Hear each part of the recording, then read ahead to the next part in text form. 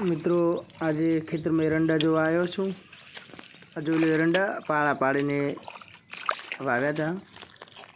વરસાદનું પાણી પાળાની બંને બાજુ જતું રહે એટલે એરંડાને કંઈ થાય નહીં। તમે કઈ રીતે વાવો છો કહેજો। આ બધા એરંડા છે, હાલ ચોમાસાનું પાણી ભરાઈ ગયું છે। આ કપાસ પાછળ તો મિત્રો જોઈ લો એરંડા, હું અને મારા કાકા બંને જોવા આવ્યા છે।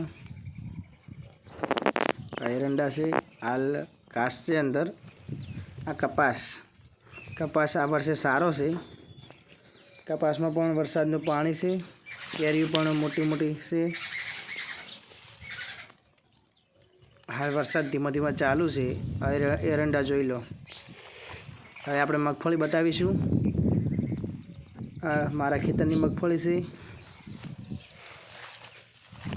લો, આ 8, 10, 9, 10 વીઘા જેવી મગફળી છે। આ એ લો, બધી મગફળી અંદર ફુવારા છે। હજુ સુધી એકે પાણી પાયું નહીં। વરસાદના પાણી આટલી મોટી થઈ છે।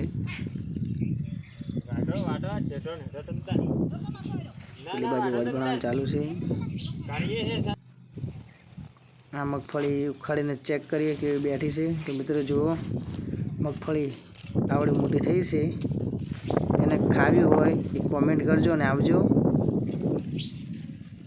આ મગફળી જોઈ લો, આ મગફળી મારા ખેતરની।